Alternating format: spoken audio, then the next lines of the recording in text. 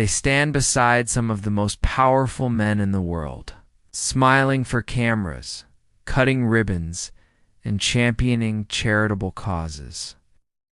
But behind the carefully crafted public image, America's first ladies have led lives filled with secret struggles, hidden influence, and profound personal drama.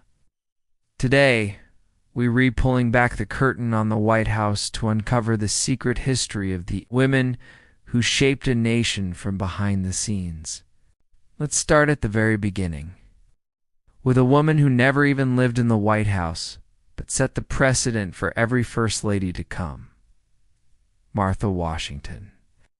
We see her in portraits as a serene grandmotherly figure. The reality? Martha was a savvy, wealthy widow who brought immense fortune and property to her marriage with George Washington. She was a shrewd businesswoman who managed the vast Mount Vernon estate.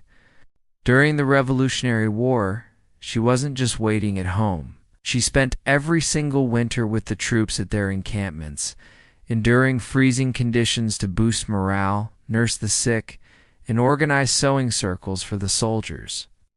She was called Lady Washington by the troops, a title of deep respect. She found the role of First Lady to be a form of confinement, once writing to a friend that she felt more like a state prisoner than anything else. Her private life was sacrificed for the public good, a theme that would echo through the centuries. Next, let's jump to one of the most intellectually formidable First Ladies. Abigail Adams. Her famous plea to her husband John to remember the ladies while drafting the new nation's laws is well known. What's less known is the sheer depth of their partnership. Abigail was John's most trusted political advisor. Through hundreds of letters, she offered sharp, insightful counsel on everything from political appointments to military strategy. While John was overseas on diplomatic missions for years at a time, Abigail single-handedly managed the family farm, raised their children, and navigated the treacherous political landscape of the Revolution. She was so influential that her political opponents mockingly called her Mrs. President. Her story isn't just about a letter. It's about a woman who was, in many ways, a co-president, shaping policy and opinion from hundreds of miles away. Now, let's consider a First Lady whose story is shrouded in tragedy and scandal, Mary Todd Lincoln. Often portrayed as mentally unstable and a burden to her husband. Abraham Lincoln. This depiction is a cruel oversimplification. Mary was a highly intelligent, politically astute woman from a prominent Kentucky family. She was fiercely ambitious for her husband and was a key player in his political rise. But her life was marked by unimaginable loss.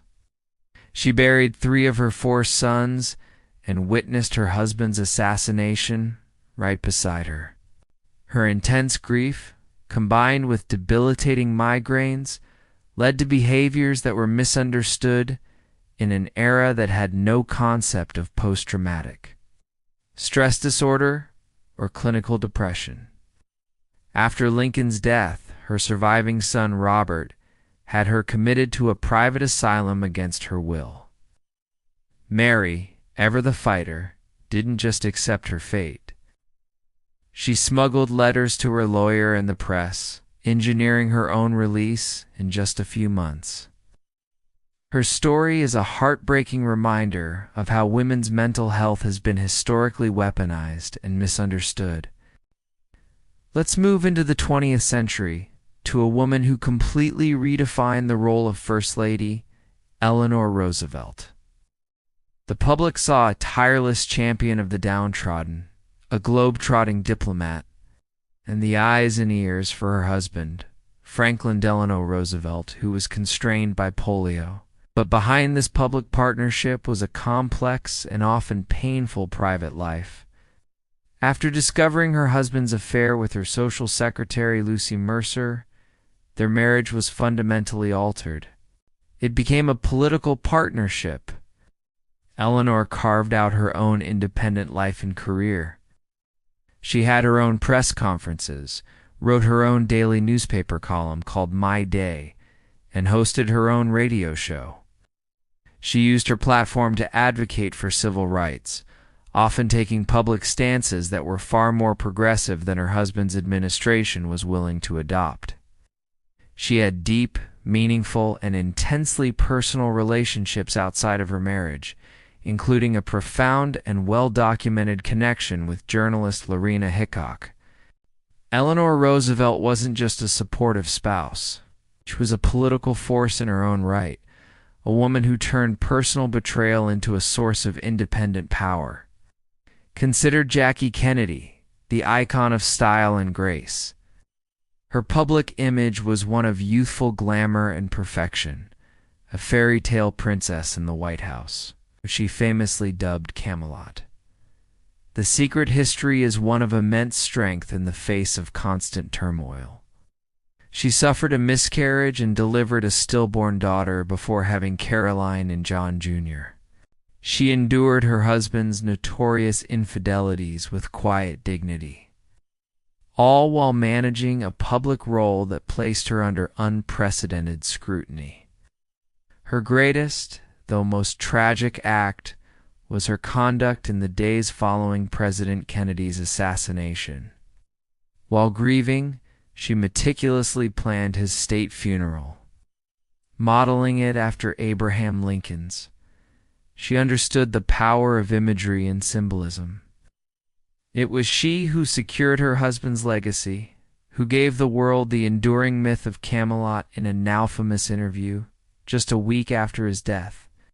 It was a calculated act of historical curation, performed by a woman in the depths of unimaginable shock and sorrow. And what about a First Lady who wielded direct, undeniable power? Edith Wilson? In 1919, after President Woodrow Wilson suffered a massive, debilitating stroke, Edith stepped in. While the public was told the president was merely exhausted, in reality, he was partially paralyzed and barely able to function. For over a year, Edith Wilson became the secret de facto president of the United States. She was the sole gatekeeper. Every document, every piece of information, every visitor had to go through her. She decided which matters were important enough to bring to the ailing president and which were not. She would study the issues, present a summary to her husband, and then convey his decisions to the cabinet. She later referred to this period as her stewardship, but many historians and critics at the time called it the petticoat government. For more than a year, a woman secretly ran the executive branch of the U.S. government, a fact that was hidden from the American people and the world. Then there's Betty Ford. She came to the White House at a time of national crisis, after the Watergate scandal. She was refreshingly, and to some shockingly, honest. She openly discussed her support for the Equal Rights Amendment, her pro-choice stance on abortion, and even mused about how often she slept with her husband. But her most profound secret was her struggle with addiction to alcohol and prescription pain medication. It wasn't until after leaving the White House that she publicly acknowledged her addiction and sought treatment. But she didn't just recover in private. She used her experience to found the Betty Ford Center, destigmatizing addiction and creating a path to recovery for thousands. By revealing her own vulnerability, she became a powerful advocate for health issues that had long been kept in the shadows, saving countless lives through her courage. These women were not just hostesses or silent partners. They were strategists, advisors, survivors, and secret presidents. From Martha Washington's battlefield resilience to Edith Wilson's executive power, from Eleanor Roosevelt's independent activism to Betty Ford's life-saving honesty, the history of America's First Ladies is a story of power, influence, and perseverance against the odds. They operated in a world that often sought to diminish their roles, yet they found ways to shape a nation, heal its wounds, and define its character, all from behind the closed doors of the White House. Thank you so much for watching. If you found this secret history as fascinating as I do, make sure to hit that like button and subscribe for more deep dives into the stories you thought you knew. Let me know in the comments which First Lady's story surprised you the most. See you next time.